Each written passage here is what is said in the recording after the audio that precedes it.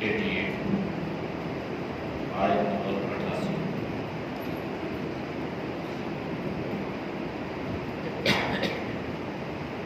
اعوذ باللہ من الشیطان الرجیم، بسم اللہ الرحمن الرحیم، لیکن الرسول والذین آمنوا معه جاهدوا بأموالهم وأنفسهم وأولئك لهم الخيرات وأولئك هم المفلحون،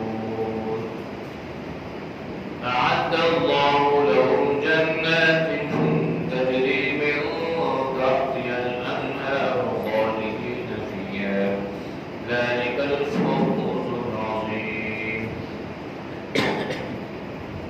وجاء المعذرون من الأعراب ليؤذن لهم وقعد الذين كذبوا الله ورسوله، سيصيب الذين كفروا منهم عذاب أليم، صدق الله العظيم۔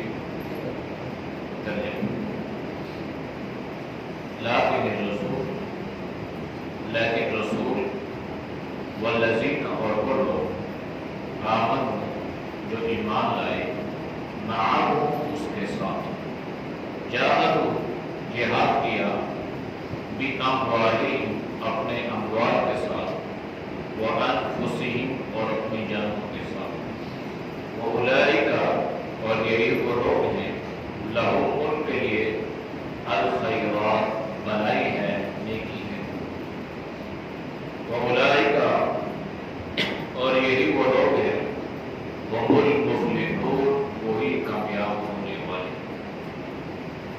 اعد اللہ لہم تیار کیا اللہ نے ان کے لیے جنات باغات تجری بہتی ہیں من تحتها الانہار اس کے نیچے سے نہریں خالدین فیہا ہمیشہ اس میں رہیں گے، ذالک یہ الفوز العظیم کامیابی ہے بڑی۔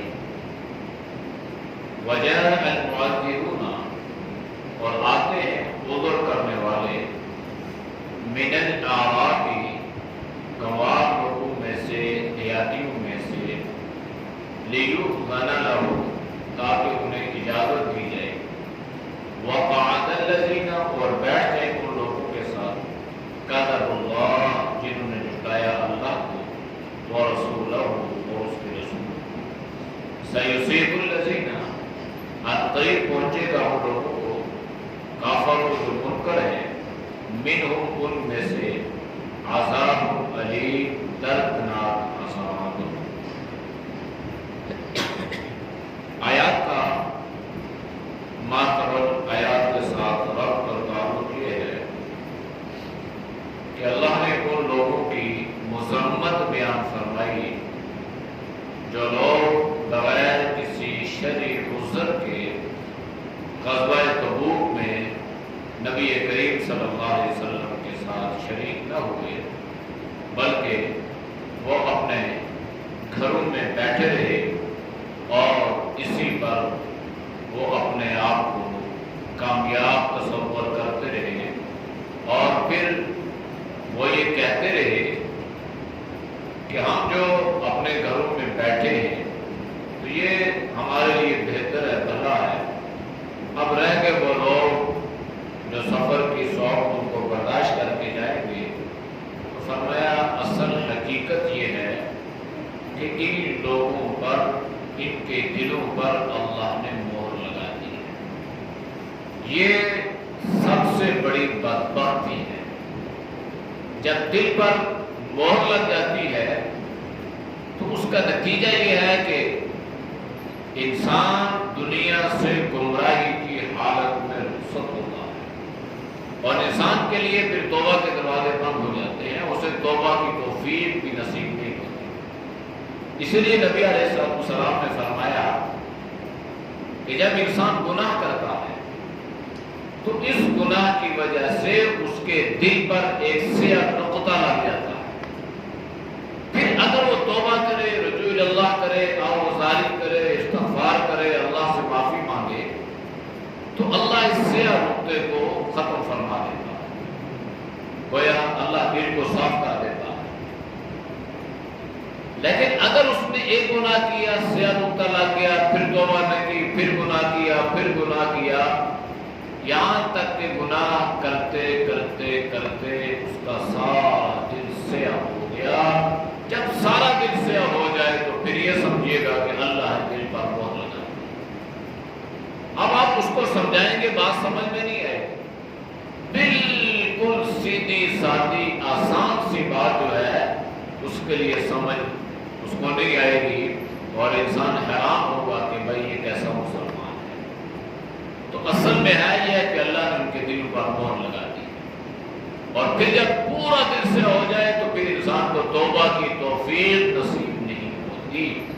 اس لیے نبی علیہ السلام کا یہ معمول تھا، اور آپ نے امت کو اس بات کی تاکید بھی فرمائی کہ استغفار کیا کرو، کبھی جانے انجانے میں عمدن اور کبھی سہون انسان سے گناہ سرزد ہو سکتا ہے، تو ممکن ہے گناہ ہوا ہو اور دل پر اس سے ڈاٹ سے نقطہ لگ چکا ہو، اور اس سے نقطے کو ختم کرنے کے لیے اللہ کے حضور آہوزاری کی جائے، اللہ سے معافی مانگی جائے اور استغفار کرتا رہے انسان۔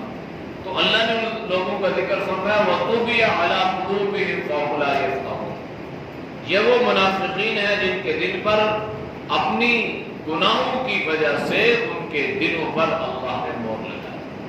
اللہ انسان کو گناہ پر مجبور نہیں کرتا، گناہ انسان اپنی مرضی سے کرتا ہے۔ جب اس نے کر لیا تو پھر اس کے دل میں سیاہ نقطہ لگ گیا، اگر توبہ کی تو اللہ اس کو ختم فرما دے گا، نہیں کی تو پھر دل سارا سیاہ ہو جائے گا۔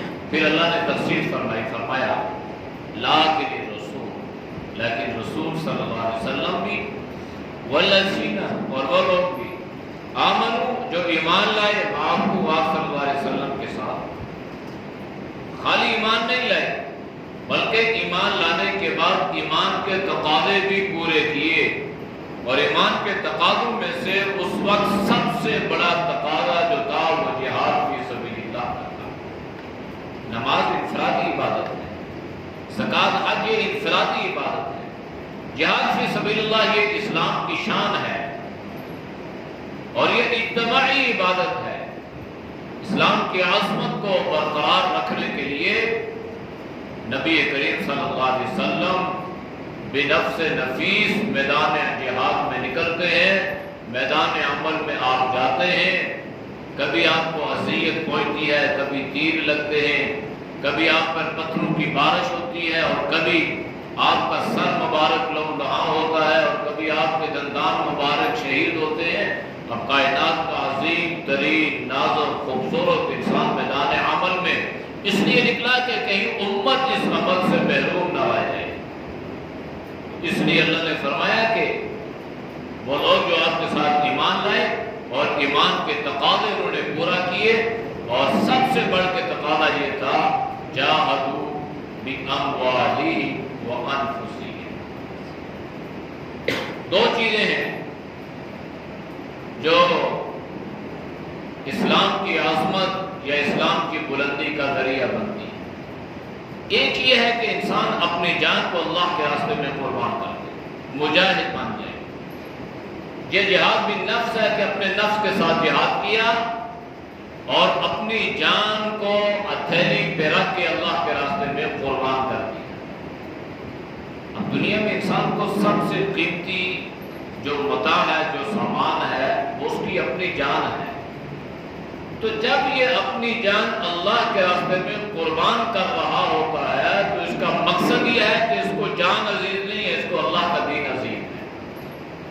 تو جس کو اللہ کا دین عزیز ہوگا تو وہ دنیا کا خوش نصیب انسان ہوگا کہ اس دین کے لیے اس نے دنیا کی قیمتی چیز اپنی جان کو بھی قربان کر دی۔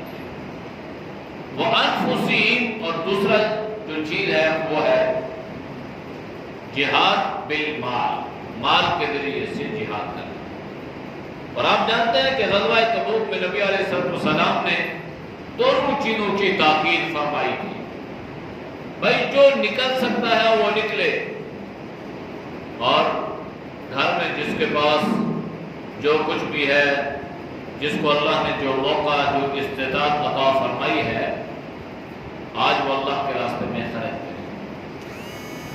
یہی وہ موقع تھا کہ حضرت ابو بکر صدیق بھی اور حضرت عمر رضی اللہ تعالی عنہ بھی اپنا مال اللہ کے راستے میں خرچ کر رہے تھے، تمام صحابہ۔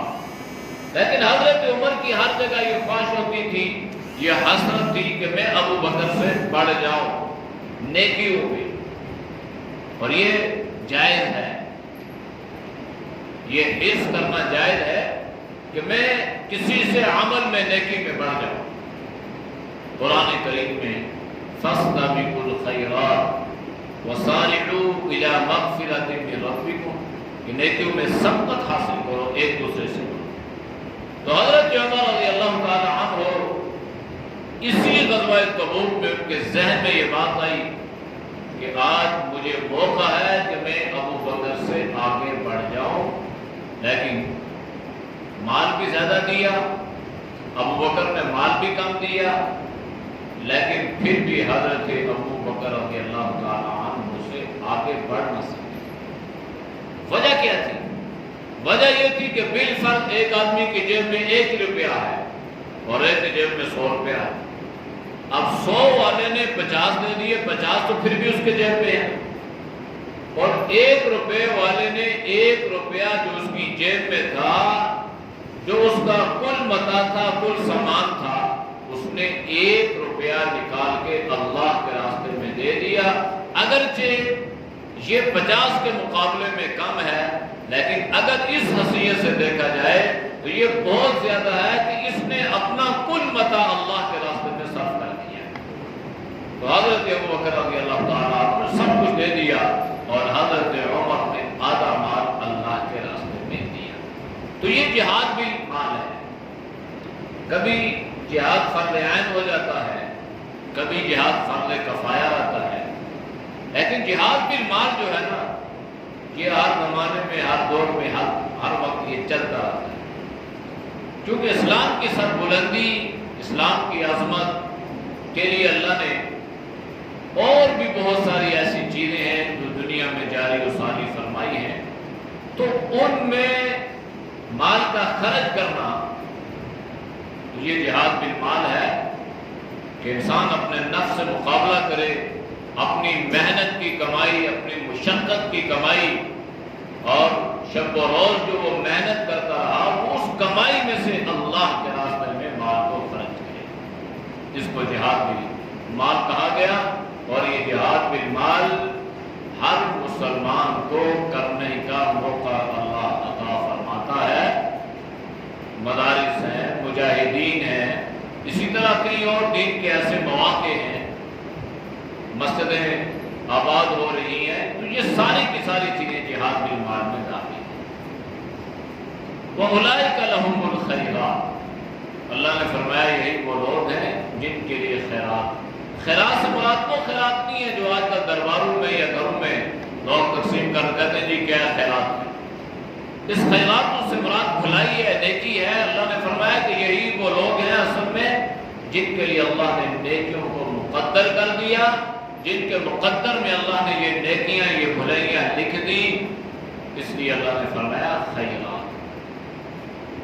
وَأُولَٰئِكَ هُمُ الْمُفْلِحُونَ، اور یہی وہ لوگ ہیں جو فلاح پانے والے۔ یعنی یہ غزوہ تبوک میں جتنے بھی صحابہ شریک تھے، اللہ نے سب کے بارے میں مطلقاً ارشاد فرما دیا کہ یہ سارے کے سارے صحابہ جو ہیں یہ نیکیوں سے بڑھنے والے بھی، اللہ نے ان کے مقدر میں نیکی لکھ دی ہے، بھلائی لکھ دی ہے، نیکی اور بھلائی والے یہی لوگ ہیں، اور سب سے بڑھ کے یہ ہے کہ اللہ نے فرمایا کہ یہ لوگ کامیابی پانے والے ہیں، یہ کامیاب ہو گئے، یہ فلاح پانے والے ہیں۔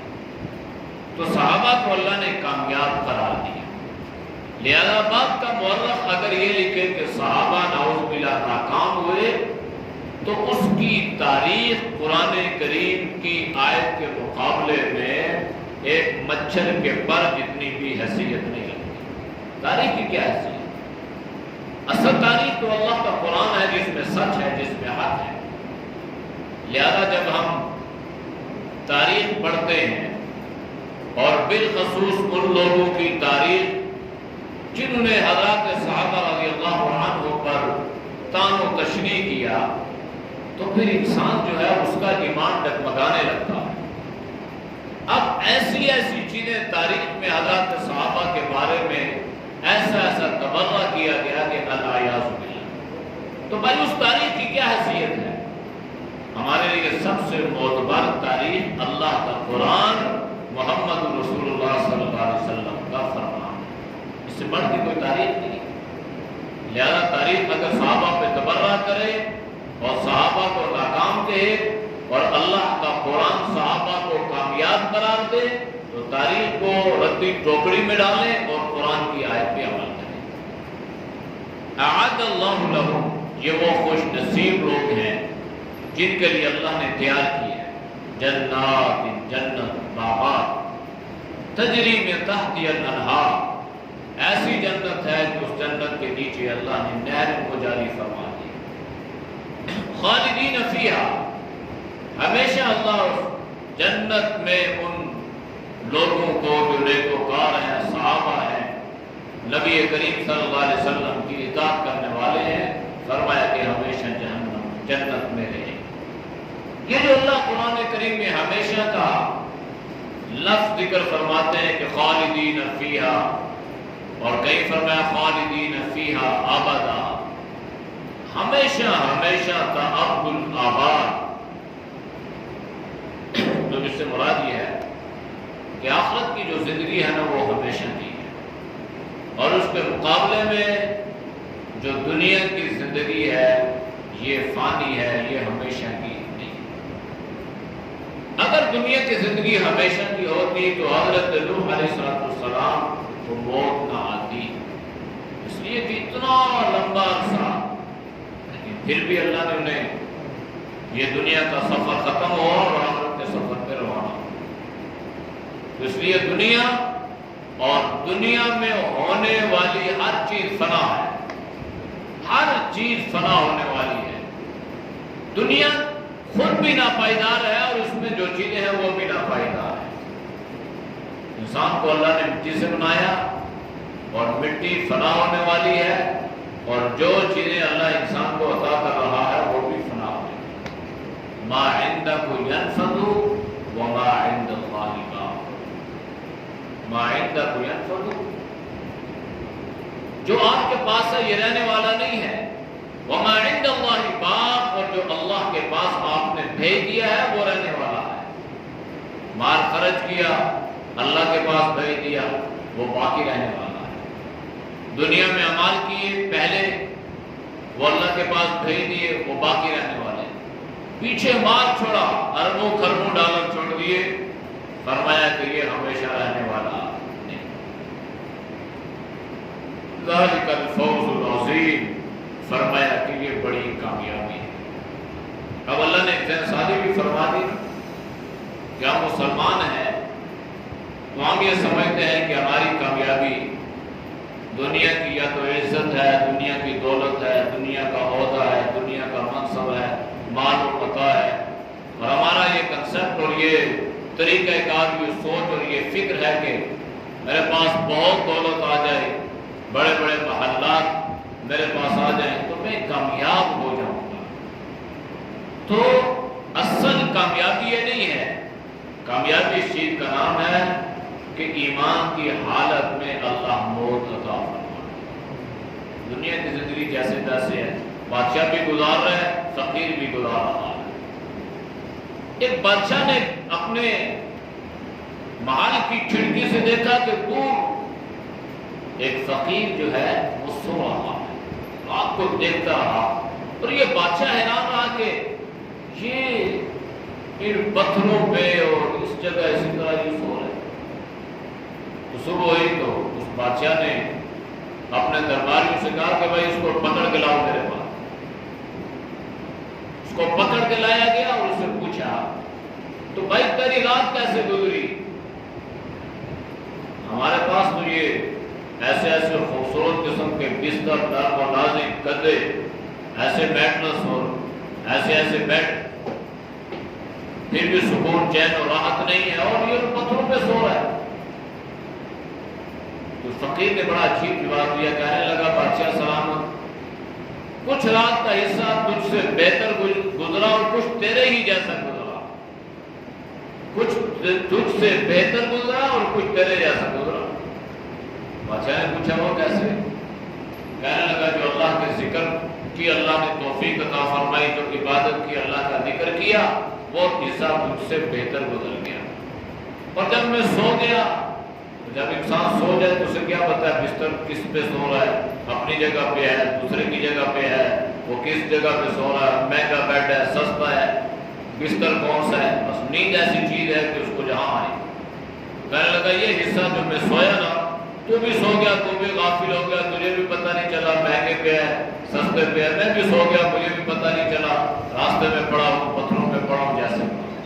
تو بادشاہ اس کی بات کا اس پہ بڑا اثر ہوا کہ دیکھو یہ راستے میں سو رہا ہے، باہر سو رہا ہے، اور اللہ نے اس کو کیسا سکون راحت عطا فرمائی ہے، اور ہم ان محلات میں بھی رہ کے بے سکون اور بے چینی رہے۔ اسی اللہ نے فرمایا ذالک الفوز العظیم، اصل کامیابی اور اصل عظمت یہ ہے کہ انسان کی زندگی دین کے مطابق گزرے اور دین پر اللہ اسے بہت عطا فرمائے، اس سے بڑی کامیابی اور نہیں۔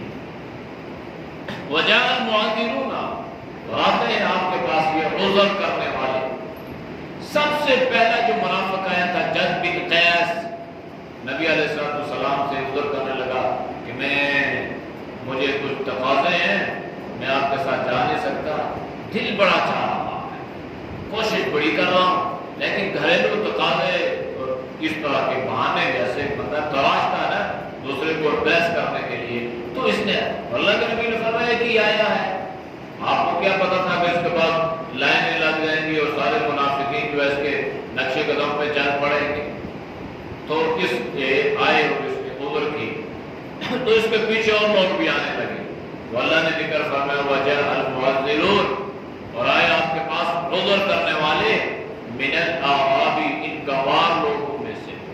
گنوار لوگ ان پڑھ، اجٹ، اور بعض جگہوں پہ یہ دیہات کے معنی میں بھی آیا، دیہاتی۔ تو شہروں کے مقابلے میں شہری زندگی اور دیہاتی زندگی کے لوگوں کے مزاج میں بھی اللہ نے فرق رکھا ہے۔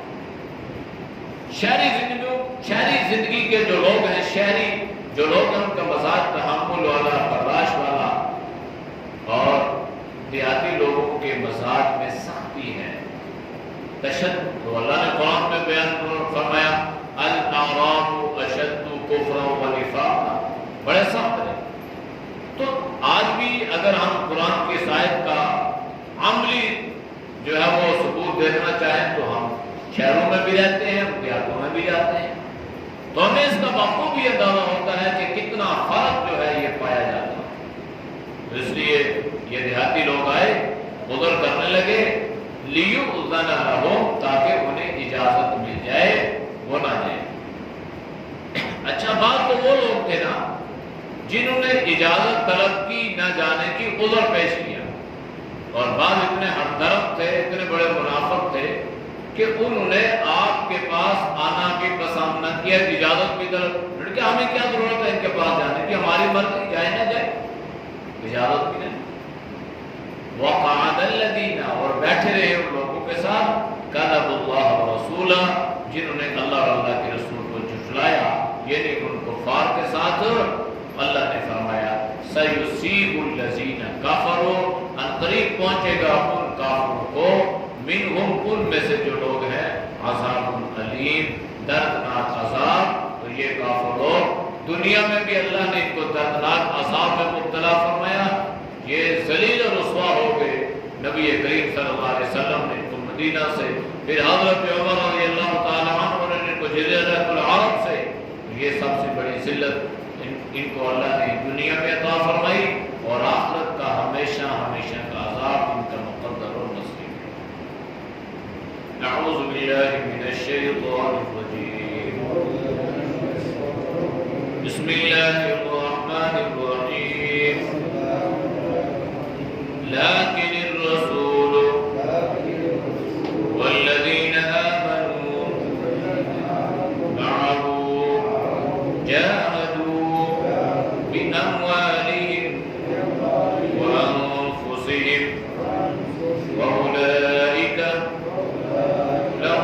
الخيرات وأولئك هم المفلحون.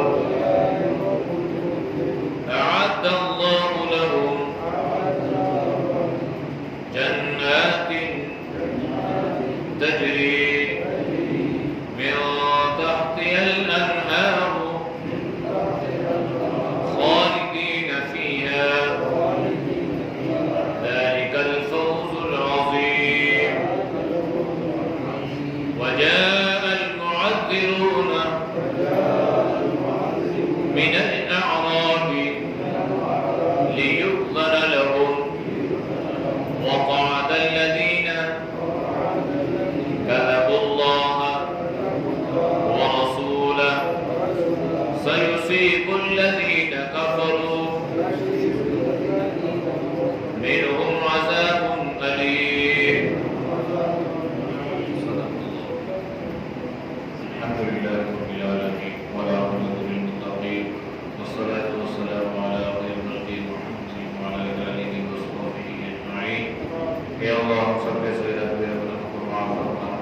یا اللہ ہم سے بفاق فرما.